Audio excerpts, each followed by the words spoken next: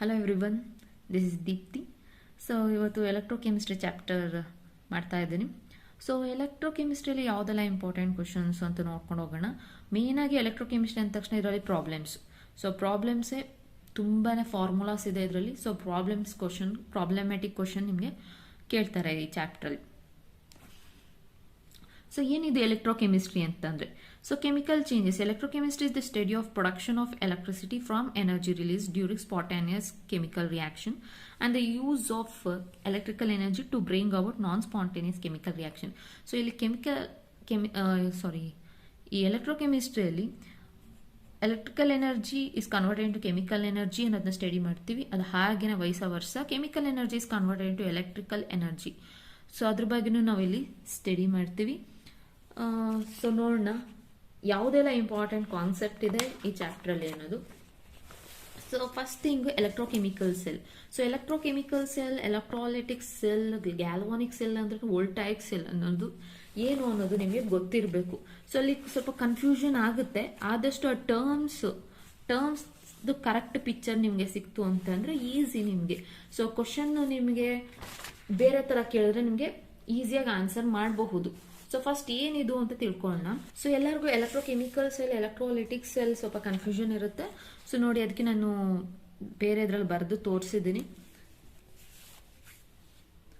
So ಇಲ್ಲಿ electrolytic cell and electrochemical cell.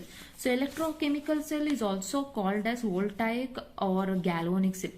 So ಇದು main ಆಗಿ ಟರ್ಮ್ಸ್ ನೆನ್ಪಿಟ್ಕೊಂಡಿರ್ಬೇಕು, ಯಾಕಂದ್ರೆ ಕನ್ಫ್ಯೂಷನ್ ಆಗೋ ಚಾನ್ಸಸ್ ಇರುತ್ತೆ. ನಿಮಗೆ ಆಪ್ಷನಲ್ಲಿ ಎಲೆಕ್ಟ್ರೋಲಿಟಿಕ್ ಸೆಲ್ಗೆ ಏನಾದ್ರು ಆಪ್ಷನ್ ಕೊಟ್ಟರೆ ಸೊ ಅದೇನು ಮಾಡುತ್ತೆ ಅನ್ನೋದು ನಿಮಗೆ ಗೊತ್ತಿರಬೇಕು. ಎಲೆಕ್ಟ್ರೋಕೆಮಿಕಲ್ ಸೆಲ್ ಏನೋ ಮಾಡುತ್ತೆ, ಸೊ ಪ್ರೋಸೆಸ್ ಏನು ಅನ್ನೋದು ನಿಮಗೆ ಗೊತ್ತಿರಬೇಕು. ಸೊ ಇಲ್ಲಿ ಎಲೆಕ್ಟ್ರೋಲಿಟಿಕ್ ಸೆಲ್ ಅಂತಂದ್ರೆ which converts electrical energy into chemical energy. ಅದೇ ಎಲೆಕ್ಟ್ರೋಕೆಮಿಕಲ್ ಸೆಲ್ ಅಂತಂದ್ರೆ which convert chemical energy into electrical energy. So ಇದೆರಡು ಪ್ರೋಸೆಸ್ಸು. ಅದಾದ್ಮೇಲೆ ಇನ್ನೊಂದು ಕಂಡೀಷನ್ ಗೊತ್ತಿರಬೇಕು. ನೀವು ಆದಷ್ಟು difference between electrolytic cell and electrochemical cell ಗೊತ್ತಿತ್ತು ಅಂದರೆ ಒಳ್ಳೆಯದು. ಇವಾಗ ಎಲೆಕ್ಟ್ರೋಲಿಟಿಕ್ ಸೆಲ್ ಅಲ್ಲಿ ಆ್ಯನೋಡಲ್ಲಿ ಏನಾಗುತ್ತೆ, ಆಕ್ಸಿಡೇಷನ್. ಹಾಗೆ ಕ್ಯಾಥೋಡಲ್ಲಿ ರಿಡಕ್ಷನ್ ಆಗುತ್ತೆ, ಆಕ್ಸಿಡೇಷನ್ ರಿಡಕ್ಷನ್. ಬಟ್ ಚಾರ್ಜಸ್ ನೋಡ್ಕೋಬೇಕು. ಸೊ ಎಲೆಕ್ಟ್ರೋಲಿಟಿಕ್ ಸೆಲ್ ಮತ್ತು ಎಲೆಕ್ಟ್ರೋಕೆಮಿಕಲ್ ಸೆಲ್ಗೆ ಚಾರ್ಜಸ್ ವೇರಿ ಆಗುತ್ತೆ. ಸೊ ಚಾರ್ಜಸ್ ವೇರಿ ಆಗುತ್ತೆ. ಇಲ್ಲಿ ನೋಡಿ, ಆ್ಯನೋಡಲ್ಲಿ ಪಾಸಿಟಿವ್, ಕ್ಯಾಥೋಡ್ಗೆ ನೆಗೆಟಿವ್ ಅಂತ ಹೇಳ್ತಾ ಇದೀವಿ. ಬಟ್ ಇಲ್ಲಿ anode oxidation process, cathode reduction process. But charges ನೋಡಿ, ಆ್ಯನೋಡ್ಗೆ ನಾವು ನೆಗೆಟಿವ್ ಅಂತ ತಗೊಳ್ತಾ ಇದ್ದೀವಿ, ಕ್ಯಾಥೋಡ್ಗೆ ಪಾಸಿಟಿವ್. ಸೊ ನಾವು ಎಲೆಕ್ಟ್ರೋಕೆಮಿಸ್ಟ್ರಿಯಲ್ಲಿ ಎಲೆಕ್ಟ್ರೋಕೆಮಿಕಲ್ ಸೆಲ್ ಬಗ್ಗೆನೇ ಮೇನ್ ಆಗಿ ಓದೋದು. ಸೊ ಅಲ್ಲಿ ಮೇನಾಗಿ ನಮಗೆ ಯಾವ ಸೆಲ್ ಓದ್ತೀವಿ ಅಂತಾನೆ ಡೇನಿಯನ್ ಸೆಲ್ ಗೊತ್ತಿದೆ ನಿಮಗೆ. ಸೊ ಫಸ್ಟ್ PUC ಓದಿದ್ರೆ ಡೇನಿಯನ್ ಸೆಲ್. ಸೊ ಇದು Daniell cell zinc electrode in zinc sulphate, copper electrode in copper sulphate, salt bridge connect ಮಾಡಿದ್ವಿ. ಸೊ ಇದನ್ನ ಡೇನಿಯನ್ ಸೆಲ್ ತಗೋತೀವಿ. ನೋಡಿ, ಜಿಂಕ್ ಅನ್ನೋದು ಆ್ಯನೋಡ್, ಸೊ ಹಾಗೆ ನೆಗೆಟಿವ್ ಚಾರ್ಜ್ ಬಂದಿದೆ. ಕಾಪರ್ ಕ್ಯಾಥೋಡ್, ಪಾಸಿಟಿವ್ ಚಾರ್ಜ್ ಬಂದಿದೆ. ಸೊ ಈ ಥರ ಎಲೆಕ್ಟ್ರೋಲಿಟಿಕ್ ಆ್ಯಂಡ್ ಎಲೆಕ್ಟ್ರೋಕೆಮಿಕಲ್ ಸೆಲ್ ಬಗ್ಗೆ ಗೊತ್ತಿರಬೇಕು. ಅದಾದಮೇಲೆ ನೆಕ್ಸ್ಟ್ ಇಂಪಾರ್ಟೆಂಟ್ ಥಿಂಗ್ ಅಂದರೆ variation of molar conductivity versus concentration. So ಅದಕ್ಕಿಂತ ಮುಂಚೆ ಇಲ್ಲಿ ಹಾಫ್ ಸೆಲ್ ಬಗ್ಗೆ ಗೊತ್ತಿತ್ತು ಅಂತಂದರೆ ಒಳ್ಳೆಯದು. ಹಾಫ್ ಸೆಲ್ ರೆಪ್ರೆಸೆಂಟೇಷನ್ ಹೇಗೆ ಮಾಡ್ತೀವಿ ಅನ್ನೋದು ಇಂಪಾರ್ಟೆಂಟೇ. ಸೊ ಅದು ನೆಕ್ಸ್ಟ್ ಲಾಸ್ಟ್ ಪಾಯಿಂಟಲ್ಲಿ ಕೊಟ್ಟಿದ್ದೀನಿ ಆ್ಯಕ್ಚುಲಿ ನಾನು ಅದರಲ್ಲಿ. ಸೊ ಹಾಫ್ ಸೆಲ್ ಅಂದ್ರೆ ಏನು? ಜಿಂಕ್ ಇನ್ ಜಿಂಕ್ ಸಲ್ಫೇಟ್, ಕಾಪರ್ ಇನ್ ಕಾಪರ್ ಸಲ್ಫೇಟ್ ನ ಹಾಫ್ ಸೆಲ್ಸ್ ಅಂತ ಕರಿತೀವಿ. ಆಪ್ಷನಲ್ ಕೇಳ್ಬೋದು ನಿಮಗೆ. ಸೊ ಅಂದ್ರೆ ಜಿಂಕ್ ಸಲ್ಫೇಟ್ ಅಲ್ಲಿರೋ ಮೆಟಲ್ಲೇ ನಾವು ಎಲೆಕ್ಟ್ರೋಡ್ ಆಗಿ ತಗೊಂಡಿರ್ತೀವಿ. ಸೊ ಇಲ್ಲಿ ಕಾಪರ್ ಸಲ್ಫೇಟ್ ಸೊಲ್ಯೂಷನ್ ತಗೊಂಡಿರ್ತೀವಿ, ಆ ಕಾಪರ್ ಮೆಟಲ್ನೇ ನಾವು ಎಲೆಕ್ಟ್ರೋಡ್ ಆಗಿ ತಗೊಂಡಿರ್ತೀವಿ, ಅಂಥದ್ನ ಹಾಫ್ ಸೆಲ್ ಅಂತ ಕರಿತೀವಿ. ಸೊ ಅದಾದ್ಮೇಲೆ ಸೆಲ್ ರೆಪ್ರೆಸೆಂಟೇಷನ್ ಹೇಗೆ ಮಾಡೋದು? ಸೆಲ್ ರೆಪ್ರೆಸೆಂಟೇಷನ್ ಸೊ ಯಾವ ಫಾರ್ಮ್ ಅಲ್ಲಿ ಸೆಲ್ ರೆಪ್ರೆಸೆಂಟೇಷನ್ ಮಾಡಿರ್ತೀವಿ. ಸೊ ಇಲ್ಲಿ ನೋಡಿ, metal single bar metal ion, double bar metal ion ಮತ್ತೆ ಮೆಟಲ್ ಅಂತ ಬರ್ದಿದೆ. ಯಾವಾಗಲೂ ಲೆಫ್ಟ್ ಹ್ಯಾಂಡ್ ಸೈಡ್ ಅಲ್ಲಿ ಆ್ಯನೋಡ್ ಬರೀಬೇಕು. ಲೆಫ್ಟ್ ಹ್ಯಾಂಡ್ ಸೈಡ್ ಅಲ್ಲಿ ಆ್ಯನೋಡ್ ರೆಪ್ರೆಸೆಂಟೇಷನ್ ಇರುತ್ತೆ, ರೈಟ್ ಹ್ಯಾಂಡ್ ಸೈಡ್ ಅಲ್ಲಿ ಕ್ಯಾಥೋಡ್ ರೆಪ್ರೆಸೆಂಟೇಷನ್ ಇರುತ್ತೆ. ಸೊ ಫಸ್ಟ್ ಮೆಟಲ್ ಬರೆದು ಅದ್ರ ಅಯಾನ್ ಬರೀಬೇಕು, ಅದಾದ್ಮೇಲೆ ಅದ್ರ ಅಯಾನ್ ಬರೆದು ಮೆಟಲ್ ಬರೀಬೇಕಾಗುತ್ತೆ. ಸೊ ಇದು ಡಬಲ್ ಬಾರ್ ಏನು ಅಂತಂದ್ರೆ ಸಾಲ್ಟ್ ಬ್ರಿಡ್ಜ್ ರೆಪ್ರೆಸೆಂಟೇಷನ್. ಇಲ್ಲಿ ಎರಡು ಫೇಸಸ್ನ ಡಿಫರ್ ಮಾಡೋಕ್ಕೆ ಸಿಂಗಲ್ ಬಾರ್ನ ಯೂಸ್ ಮಾಡಿದ್ದೀವಿ. ಸೊ ನೆಕ್ಸ್ಟ್ ಆ್ಯನೋಡಲ್ಲಿ ಯಾವಾಗಲೂ ಆಕ್ಸಿಡೇಷನ್ ಆಗುತ್ತೆ, ಕ್ಯಾಥೋಡಲ್ಲಿ ರಿಡಕ್ಷನ್ ಆಗುತ್ತೆ. ಈ ಕಾನ್ಸೆಪ್ಟ್ ಗೊತ್ತಿರಬೇಕು, ಯಾಕಂದ್ರೆ ಪ್ರಾಬ್ಲಮ್ಸ್ ಸಾಲ್ವಿಂಗ್ ಆಗಲಿ ಇಲ್ಲಾಂದ್ರೆ ರೆಪ್ರೆಸೆಂಟೇಷನ್ ಕೇಳ್ತು ಅಂತ ಅಂದರೆ ಆಪ್ಷನಲ್ಲಿ ನೀವು ಆನ್ಸರ್ ಮಾಡಬೇಕಾಗುತ್ತೆ. So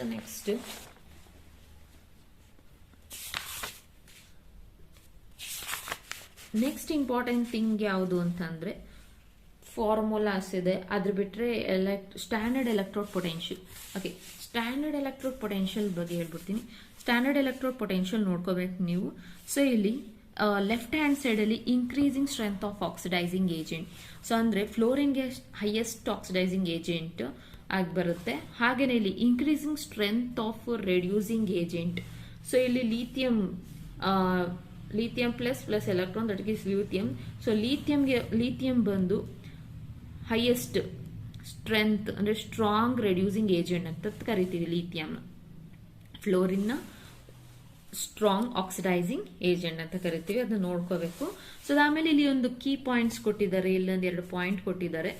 negative electro potential means ಇಲ್ಲಿ ನೋಡಿ ಪಾಸಿಟಿವ್ ಇದೆ, ಇಲ್ಲಿ hydrogen 0, electro potential standard electro potential of hydrogen is 0. ಅದ್ರ ಮೇಲಿರೋದೆಲ್ಲ ಪಾಸಿಟಿವ್, ಅದ್ರ ಕೆಳಗಡೆ ಇರೋದೆಲ್ಲ ನೆಗೆಟಿವ್ ವ್ಯಾಲ್ಯೂಸ್ ಇರುತ್ತೆ.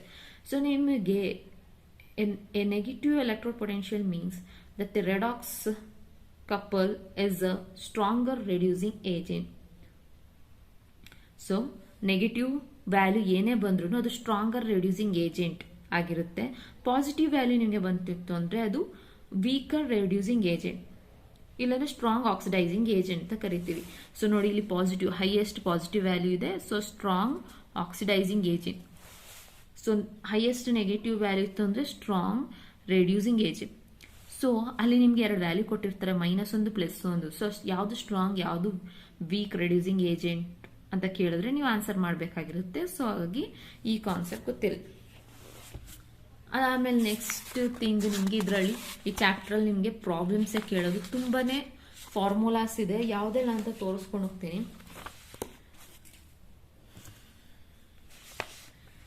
ಸೊ ಅದಕ್ಕಿಂತ ಮುಂಚೆ ಕೆಲವೊಂದು ಪಾಯಿಂಟ್ಸ್ ನೋಡಿ. Variation of molar conductivity versus concentration.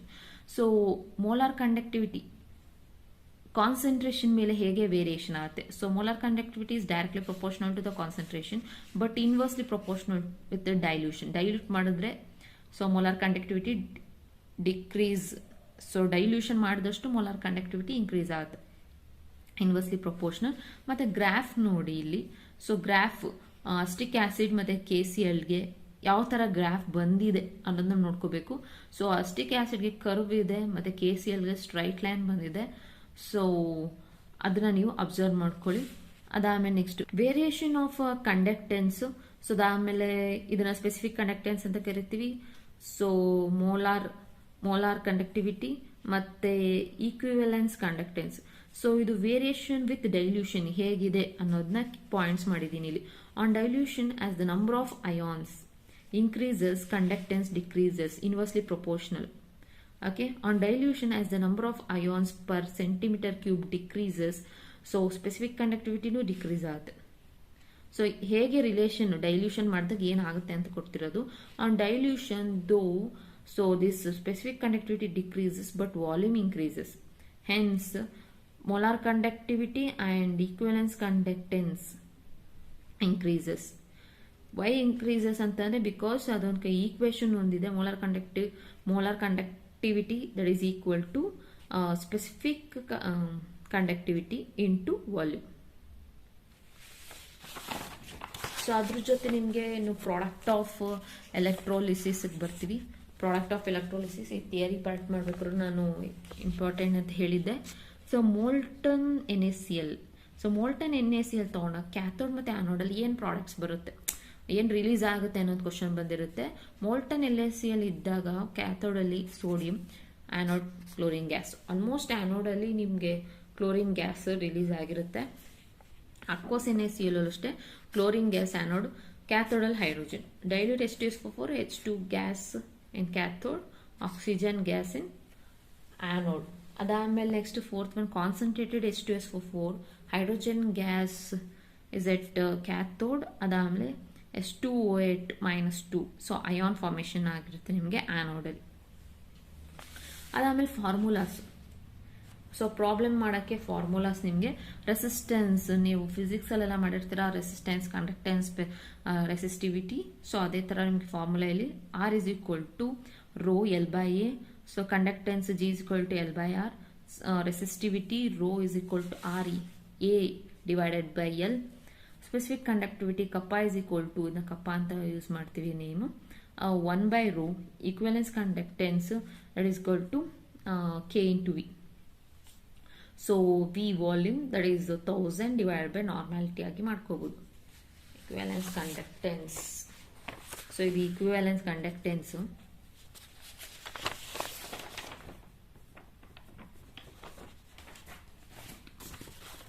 So next formula molar conductance, ಅದಕ್ಕೂ ಕೂಡ so lambda M into K into V. But equivalent ಕಂಡಕ್ಟೆನ್ಸ್ಗೆ ಇಲ್ಲಿ ನಾವು ಯೂಸ್ ಮಾಡಿರ್ದಿದ್ದು ನಾರ್ಮ್ಯಾಲಿಟಿ, ಅಷ್ಟೇ ಚೇಂಜಸ್, ನಾರ್ಮ್ಯಾಲಿಟಿ. ಸೊ ಇಲ್ಲಾಯಿತು ಅಂತಂದರೆ ಮೋಲಾರ್ ಕಂಡಕ್ಟೆನ್ಸ್ಗೆ ಮೊಲಾರಿಟಿ ಅಂತ ಬರ್ತಾ ಇದೆ. Cell constant G star is equal to 1 by G into kappa. For strong electrolyte, lambda m is equal to lambda m naught minus a square root c. So ಇದನ್ನ ನಾವು Debye Huckel Onsager equation ಅಂತ ಕರಿತೀವಿ. Next important one, degree of dissociation. So ಇದ್ರ ಪ್ರಾಬ್ಲಮ್ಸ್ನ ಅಲ್ಲಿ ಟೆಕ್ಸ್ಟ್ ಬುಕ್ಕಲ್ಲೇ ಕೊಟ್ಟಿದ್ದಾರೆ. ಡಿಗ್ರಿ ಆಫ್ ಡಿಸೋಸಿಯೇಷನ್ಗೆ alpha is equal to lambda M divided by lambda M naught. So ಇನ್ನು ಕೆ ಎ ಅಂತಂದರೆ ಇದು ಡಿಗ್ರಿ ಆಫ್ ಡಿಸೋಸಿಯೇಷನ್ ಆಲ್ಫಾ, ಇದು ಡಿಸೋಸಿಯೇಷನ್ ಕಾನ್ಸ್ಟೆಂಟ್. ಕೆ ಅಂತಂದರೆ dissociation constant, C alpha square divide by 1 minus alpha. Next for weak electrolyte, ಕಾಲಾಸ್ law ಅಂತ ಕರಿತೀವಿ, ಇದು ಕೂಡ ಎಕ್ಸಾಮ್ಗಿತ್ತು. Lambda M naught is equal to X lambda plus Y lambda minus. So ಇದ್ರ ಮೇಲೆ ನಾನು ಇವಾಗ ಒಂದು ಪ್ರಾಬ್ಲಮ್ ತೋರಿಸ್ತೀನಿ. ಫಸ್ಟ್ ಫಾರ್ಮುಲಾಸ್ ನೋಡ್ಕೊಬಿಡಿ. Equivalent mass deposited into 96,500 divided by quantity of electricity passed in coulomb. ಅದು ಬಿಟ್ಟರೆ next formula W is equal to ZIT, that is equal to Z ಅಂತಾನೆ ಈಕ್ವಲೆಂಟ್ ಮಾಸ್ ಡಿವೈಡ್ ಬೈ 96,500. ಇನ್ನು I ಅಂದರೆ current, so ಅದು ನಿಮಗೆ ಗೊತ್ತಿದೆ.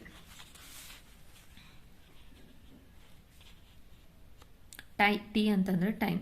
ಇನ್ನು transport number, so transport number ಇದು ಹೊಸ concept. T plus is equal to U plus and a positive cation divided by U plus minus U minus. And T minus ittu antandre U minus divided by U plus plus U minus. Okay. Next formula, E naught cell is equal to E cathode minus E anode. ಅದಾದಮೇಲೆ Nernst equation formula ನಿಮ್ಗೆಲ್ಲರಿಗೂ ಗೊತ್ತಿದೆ, Nernst equation formula. So ಅದ್ರ ಜೊತೆ equilibrium constant formula. Next relation between Gibbs free energy and equilibrium constant. So next formula is Gibbs free energy delta G naught is equal to minus NF E naught cell. So ಇಷ್ಟು formulas ಇದೆ. ಇದನ್ನ ಟೆಲಿಗ್ರಾಮಲ್ಲಿ add ಮಾಡಿರ್ತೀನಿ, PDF ಹಾಕಿರ್ತೀನಿ, ಅಲ್ಲಿ check ಮಾಡ್ಕೊಳ್ಳಿ. So ಇಷ್ಟು ಫಾರ್ಮುಲಾನು ಓದ್ಕೊಂಡಿರಬೇಕು. ನಾನು 3 formulas ಮೇಲೆ ಆಗಲೇ ನಾನು ವಿಡಿಯೋಸ್ ಮಾಡಿ ಅಪ್ಲೋಡ್ ಮಾಡಿದ್ದೀನಿ. ಸೊ ಅದನ್ನ ಚೆಕ್ ಮಾಡ್ಕೊಳ್ಳಿ, ನೋಡಿ. ಇನ್ ಕಂಪ್ಲೀಟ್ ನಿಮಗೆ ಪ್ರಾಬ್ಲಮ್ಸೇ ಇರೋದು ಈ ಚಾಪ್ಟ್ರಲ್ಲಿ. ಅದು ಬಿಟ್ಟು ನಿಮಗೆ ರೆಸಿಸ್ಟಿವಿಟಿ ಮತ್ತು ಸೆಲ್ ಕಾನ್ಸ್ಟೆಂಟ್ ಮೇಲೆ ಪ್ರಾಬ್ಲಮ್ ಸಾಲ್ವ್ ಮಾಡಬೇಕು ಅಂದರೆ ಟೆಕ್ಸ್ಟ್ ಬುಕ್ಕಲ್ಲೇ ಇದೆ. ಸೊ ಅದನ್ನೆಲ್ಲ ಸಾಲ್ವ್ ಮಾಡಿ, ಇದ್ರ ಜೊತೆ ನಾನು ಕಾಲಾಸ್ ಲಾ ಅದೊಂದು ಪ್ರಾಬ್ಲಮ್ನ ನಾನು ಸಾಲ್ವ್ ಮಾಡ್ತೀನಿ. ಸೊ ಅದು ಸ್ವಲ್ಪ ಅದು ಗೊತ್ತಾಗಕ್ಕೆ ನಿಮಗೆ ಕಷ್ಟ ಅನ್ನೋಕ್ಕೋಸ್ಕರ ಮಾಡ್ತಿದ್ದೀನಿ. ಇನ್ನು ರೆಸಿಸ್ಟಿವಿಟಿ, ರೆಸಿಸ್ಟೆಂಟ್ ಆ್ಯಂಡ್ ಕಂಡಕ್ಟಿವಿಟಿ ಫಿಸಿಕ್ಸಲ್ಲಿ ಇರೋದ್ರಿಂದ ನಿಮ್ಗೇನು ಕಷ್ಟ ಅನಿಸಲ್ಲ. ಸೊ ಈಸಿಯಾಗಿ ಅದನ್ನ ಮಾಡ್ಕೋಬಹುದು. ಓಕೆ, ಕಾಲಾಸ್ ಲಾ ಮೇಲೆ ಇರೋ question. So molar conductivity, so ಇದನ್ನ limiting molar conductivity or molar conductivity at infinite dilution ಅಂತಲೂ ಕರೀತಾರೆ. Lambda M naught of NaCl HCl ಮತ್ತು ಸೋಡಿಯಂ ಅಷ್ಟೇ CH3COO Ne ಆರ್ ಅದರ ವ್ಯಾಲ್ಯೂಸು 126.4, 425.9, 91.0 ಇದೆ ರೆಸ್ಪೆಕ್ಟಿವ್ಲಿ ಅಂತ ಕೊಟ್ಟಿದ್ದಾರೆ. ಇವಾಗ ಕಂಡುಹಿಡಿಬೇಕಾಗಿರೋದೇನು, ಅಸ್ಟಿಕ್ ಆ್ಯಸಿಡ್ ಏನು ಅಂತ ಕಂಡುಹಿಡಿಬೇಕು. ಸೊ ನಮಗೆ ಅವ್ರು ಕೊಟ್ಟಿರೋದು NaCl HCl ಆ್ಯಂಡ್ CH3COO. ನಮಗೆ ಕಂಡುಹಿಡಿಯಕ್ಕೆ ಕೊಟ್ಟಿರೋದು ಅಸ್ಟಿಕ್ ಆ್ಯಸಿಡ್. ಹೇಗೆ ಮಾಡ್ಕೋಬೇಕು, ನೀವು ಆವಾಗಲೇ ಫಾರ್ಮುಲಾ ನೋಡಿದ್ರಿ. ಸೊ ಪ್ಲಸ್ ಆ್ಯಂಡ್ ಮೈನಸ್, ಇವಾಗ NaCl ಕೊಟ್ಟರೆ Na ಪ್ಲಸ್ Cl ಮೈನಸ್, ಇದು HCl H plus Cl minus, ಅಸ್ಟಿಕ್ acid CH3CO minus Na plus, ಆ ಥರ ಡಿವೈಡ್ ಆಗುತ್ತೆ. Cl minus H plus Cl minus and CH3COO minus Na plus, ಈ ಥರ. So ಇದು ಹೇಗೆ ಬರ್ಕೋಬೇಕು, ನಮ್ಗೆ ಇವಾಗ ಬರೀ ಅಸ್ಟಿಕ್ ಆ್ಯಸಿಡ್ ಬೇಕು, ಆದರೆ ಇಲ್ಲಿರೋದೆಲ್ಲ ಬೇರೆ ಇದೆ, NaCl HCl ಅಸ್ಟಿಕ್ ಆ್ಯಸಿಡ್. ಬರ್ಕೊಳ್ಳೋ ರೀತಿ ಹೇಗೆ, ಎರಡನ್ನ ಆ್ಯಡ್ ಮಾಡಬೇಕು, ಒಂದನ್ನು ಮೈನಸ್ ಮಾಡಬೇಕು, ನಮಗೆ ಇದು ಬರಬೇಕು ಅಂತಂದು. ಯಾವುದನ್ನೆಲ್ಲ ಆ್ಯಡ್ ಮಾಡಿದ್ರೆ ನಮಗೆ ಅಸ್ಟಿಕ್ ಆ್ಯಸಿಡ್ ಬರುತ್ತೆ. ಇವಾಗ CH3COO ಎಲ್ಲಿದೆ, ಸೋಡಿಯಂ ಅಸಿಟೇಟ್ ಎಲ್ಲಿದೆ, CH3COO. ಸೊ ಹಾಗಾಗಿ ಇದನ್ನು ತಗೊಳ್ಳೋಣ, CH3COO Na ತಗೋತೀನಿ. ಸೊ ಹೆಂಗೆ ಬರ್ಕೋಬೇಕು ಅಂತಂದರೆ ತೋರಿಸ್ತೀನಿ. ಫಸ್ಟ್ ಇದು ತಗೊಳ್ಳೋಣ. ಇದು ತಗೊಂಡ ಮೇಲೆ ನೆಕ್ಸ್ಟ್ ನಮಗೆ CH3CO ಆಯಿತು, ಇನ್ನೊಂದು H ಬೇಕು, H ಎಲ್ಲಿದೆ, HCl ಅಲ್ಲಿದೆ. ಸೊ HClನ ಆ್ಯಡ್ ಮಾಡೋಣ. ಓಕೆ, ಇದೆರಡು ಆ್ಯಡ್ ಮಾಡಿದೆ. ನೆಕ್ಸ್ಟ್ ಒಂದು ಮೈನಸ್ ಮಾಡಬೇಕು. ಮೈನಸ್ ಮಾಡಬೇಕಾಗಿರೋದು ಯಾವುದು, ಇವಾಗ ಯಾವ್ದನ್ನ ರಿಮೂವ್ ಮಾಡಬೇಕು, ಇದ್ರಲ್ಲಿ ರಿಮೂವ್ ಮಾಡಬೇಕಾಗಿರೋದು Na, ಇದರಲ್ಲಿ Cl. ಸೊ ಹಾಗೆ ಮೈನಸ್ NaCl ಮಾಡಿದ್ರೆ ನಮಗೆ ಆನ್ಸರ್ ಬರುತ್ತೆ. ಸೊ ಸಿಸ್ಟಮ್ಯಾಟಿಕ್ ಆಗಿ ಬರೆಯೋದಾದ್ರೆ ಇದನ್ನ ಹೀಗೆ ಬರ್ಕೋತೀವಿ, lambda sodium acetate plus lambda HCl minus lambda naught NaCl, ಹೀಗೆ ಬರ್ಕೋತೀವಿ. ಅದಾದಮೇಲೆ ಕೊಟ್ಟಿರೋ ವ್ಯಾಲ್ಯೂನ ಡೈರೆಕ್ಟಾಗಿ ಹಾಕೋತಾ ಇರೋದಷ್ಟೇ. ಸೊ ಸೋಡಿಯಂ ಅಸಿಟೇಟ್ಗೆ ಏನಿದೆ 91 ಇದೆ, HClಗೆ ಏನಿದೆ, HCl ಎರಡನೇ ಪೊಸಿಷನ್ 425.9, ಇನ್ನು NaClಗೆ ಏನಿದೆ 126.4. ಸೊ ಈ ಥರ ಇದನ್ನ ಸಾಲ್ವ್ ಮಾಡಬೇಕು. ಗೊತ್ತಾಗಿದೆ ಅಂತ ಅಂದ್ಕೊಳ್ತೀನಿ. ಸೊ ಕಾಲರ್ಸ್ ಲಾ ಈ ಥರ ಕ್ವಶನ್ ಬಂದರೆ ಹೇಗೆ ಸಾಲ್ವ್ ಮಾಡಬೇಕು ಅಂತ.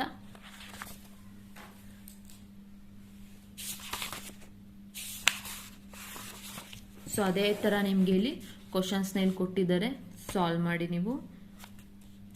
ಕೆಲವೊಂದ್ರಲ್ಲಿ ಬರೀ ಎರಡು ಕೊಟ್ಟಿದ್ದಾರೆ ನೋಡಿ, calculate lambda not for calcium chloride and magnesium sulphate.